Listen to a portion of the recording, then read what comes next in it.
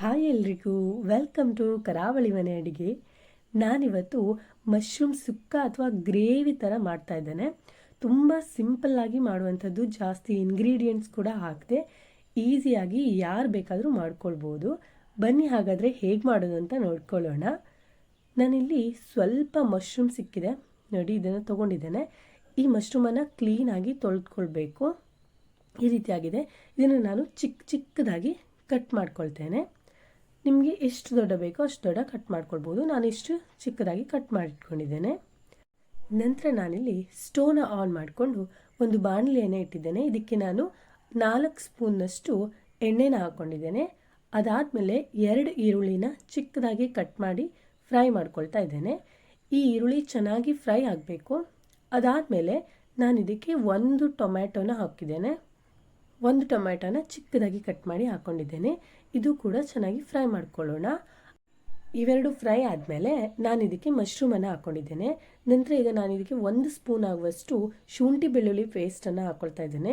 ಮೊದಲಿಗೆ ಹಾಕಲಿಕ್ಕೆ ಮರ್ತೋಗಿತ್ತು, ಅದಕ್ಕೋಸ್ಕರ ಈಗ ಹಾಕ್ತಾ ಇದ್ದೇನೆ. ಈಗ ಇದನ್ನು ಚೆನ್ನಾಗಿ ಮಿಕ್ಸ್ ಮಾಡಿ ಸ್ವಲ್ಪ ನೀರನ್ನು ಸೇರಿಸಿ ಇದನ್ನು ಬೇಯಿಸ್ಕೊಳ್ಳೋಣ. ನೀರು ಜಾಸ್ತಿ ಸೇರಿಸ್ಕೊಳ್ಬೇಡಿ. ಮಶ್ರೂಮನ್ನು ನಾವು ತೊಳೆಯುವಾಗ ಸ್ವಲ್ಪ ನೀರೆಲ್ಲ ಅದು ಹಿಡ್ಕೊಂಡಿರುತ್ತೆ, ಆಮೇಲೆ ಬೇಯಿಸುವಾಗ ಸ್ವಲ್ಪ ನೀರು ಬಿಡತ್ತೆ ಅದು.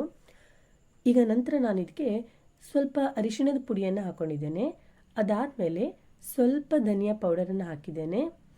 1 ಸ್ಪೂನ್ ಆಗುವಷ್ಟು ಹಾಕ್ಕೊಂಡಿದ್ದೇನೆ. ನಿಮಗೆ ಎಷ್ಟೆಷ್ಟು ಬೇಕೋ ಅಷ್ಟು ನೋಡಿ ಹಾಕ್ಕೊಳ್ಳಿ ನೀವು. ಆಮೇಲೆ ಇದಕ್ಕೆ ನಾನು 1 ಸ್ಪೂನ್ ಆಗುವಷ್ಟು ಖಾರದ ಪುಡಿಯನ್ನು ಹಾಕ್ಕೊಂಡಿದ್ದೇನೆ. ಹಸಿಮೆಣಸನ್ನು ಸೇರಿಸಿಲ್ಲ, ಹಸಿಮೆಣಸಿದ್ರೆ ಅದನ್ನು ಬೇಕಾದರೆ ಹಾಕ್ಕೊಳ್ಬೋದು ನೀವು. ಆಮೇಲೆ ನಾನು ಇದಕ್ಕೆ 1 ಸ್ಪೂನ್ ಆಗುವಷ್ಟು ಚಿಕನ್ ಮಸಾಲ ಪೌಡರನ್ನು ಹಾಕ್ಕೊಂಡಿದ್ದೇನೆ. ಚಿಕನ್ ಮಸಾಲ ಪೌಡರ್ ಹಾಕ್ಕೊಂಡ್ರೆ ಸಖತ್ ಟೇಸ್ಟ್ ಬರುತ್ತೆ, ಅದಕ್ಕೋಸ್ಕರ ನಾನು ಹಾಕಿರೋದು. ನಿಮ್ಗೆ ಬೇಡ ಅಂತಂದರೆ ನೀವು ಹಾಕ್ಕೊಳ್ಬೇಡಿ, ಹಾಕಿದರೆ ಮಾತ್ರ ಒಳ್ಳೆ ಟೇಸ್ಟ್ ಇರುತ್ತೆ, ಅದಕ್ಕೋಸ್ಕರ ಹಾಕಿದ್ದೇನೆ. ಇದಕ್ಕೆ ನಾನು ಸ್ವಲ್ಪ ಕಸೂರಿ ಮೇಥಿನ ಸೇರಿಸಿದ್ದೇನೆ. ಕಸೂರಿ ಮೇಥಿ ಇದ್ದರೆ ಹಾಕ್ಕೊಳ್ಳಿ. ಅದಾದಮೇಲೆ ಸ್ವಲ್ಪ ಉಪ್ಪನ್ನು ಹಾಕ್ಕೊಳ್ತೇನೆ. ಈಗ ಇದನ್ನು ಚೆನ್ನಾಗಿ ಮಿಕ್ಸ್ ಮಾಡ್ಕೊಳ್ಳೋಣ.